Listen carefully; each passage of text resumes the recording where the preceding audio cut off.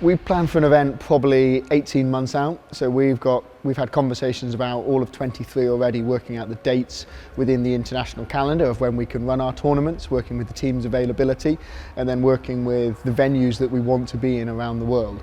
So there's a lot of logistics and operational planning that starts that far out of securing venues like the Royal Arena. We have this secured. I booked these dates nearly 2 years ago at the Royal Arena, so we work from that far out, and then we start designing the product experience from about a year out, 9 months out, and we're booking all of the flight cases and the LEDs and the rigging points from about 6-7 months out. Constantly, there's always last minute things because we always want to try and make the product and the experience better and better. So hopefully we get the tent poles in several months out, and then in the weeks coming up to the show we're always trying to add a little bit more and dial something up so that either the arena experience or the broadcast experience for those at home is as incredible as it can be. Firstly, by identifying the right partners. So we have a great partnership with Maersk that help us plan the logistics and getting the shipping sorted between A and B. We have a lot of people internally that are making sure we've designed our equipment in a way that's easy to even pack down and put into the flight cases that we see. So an OB truck that we used to use, and now we build our own broadcast fly pack, actually packs into a box that we can put on a plane or on a boat or on a train. The gaming PCs, we built special flight cases that we've designed so a PC slides perfectly in, it's not bouncing around, and that's also got room behind it for the cables and a different adapter for the different countries you might be in for the plugs. So there's a lot of design of how we actually pack up and move our equipment, which makes sure we don't damage it, and it makes sure it's easy to actually move from A to B, so that it's not just a series of boxes on a pallet, which is what we started as 2 or 3 years ago. We work a lot as well of the locations that we're in and almost the times of that. So not just within Blast Premier, Blast as a business runs a lot of other titles. We were in North Carolina in Raleigh 2 weekends ago, running a show for Epic and Fortnite. So some of this equipment was there. At the same time, some of this equipment was running something in our studio in Copenhagen, and some of that went straight from Raleigh to Abu Dhabi. So we've constantly got essentially a very complex spreadsheet and map of where our equipment needs to move to at the same time. We've just got to a size, thankfully now, where we have a full logistics team that are working on what equipment we need and can start working through the strategy of what is most efficient to either rent or purchase locally, and what is the incredibly specialist equipment that delivers our unique IP that we have to move around with us.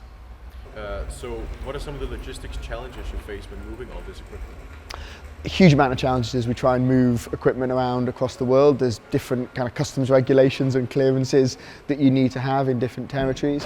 Some of those we create ourselves, people thinking they're helpful, packing up into a flight case, chuck a few more things in, and then it gets to customs clearance and someone's put a different battery in there, or not what's on the manifest or the carnet, and that means suddenly then the whole shipment's contained, and you have a problem where an issue of one flight case stops our whole broadcast being put on. So we have to make sure there's a very organised system of everything goes back in as it should do, and that it's all matching the paperwork. That's always a problem.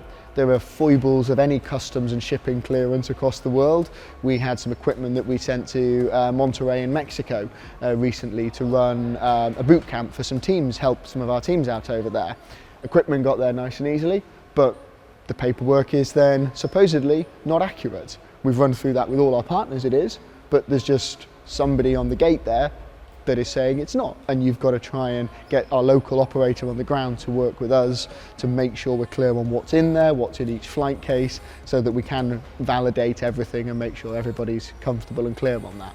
I think it'll be a great opportunity for Maersk to get more involved within Blast, as we'll be running shows on several continents at one time, as we're seeing that there's a huge appetite for live esports experience.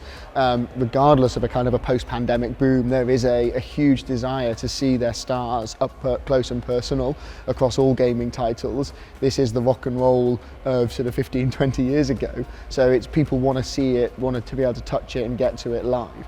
So we're growing quickly as a business and running products across many gaming titles. So we will be running several shows a week next year at times across 3 titles, and I think 1 week next year we've got 3 continents in operation on a weekend. Like, that is a huge amount of planning logistics of just the people, let alone our equipment, to move it around the world and get that lined up. So I think it's only going to get a huge amount more challenging, our logistics, but that's just based on our ambition and growth and the desire that public have for great esports events around the world. Collaborating with Maersk on a number of areas, mainly because they're the experts in that logistic field, which is why we wanted to partner with them. We want to partner with the best in class. We see ourselves and are the best in class in esports production, so we want to be working with the leading companies in their categories. That allows us then to hopefully work together to overcome some of the challenges of putting all our logistics together. So we started those conversations very openly with a problem that we have of how do we match all of those operations together of moving that equipment from several locations into Abu Dhabi at a time when there's quite a little football event going on in the neighbouring regions, taking up a lot of flight capacity, and then into a Christmas period where we need our kit back very quickly for shows in January, but there's generally slowdown of logistics over the Christmas period.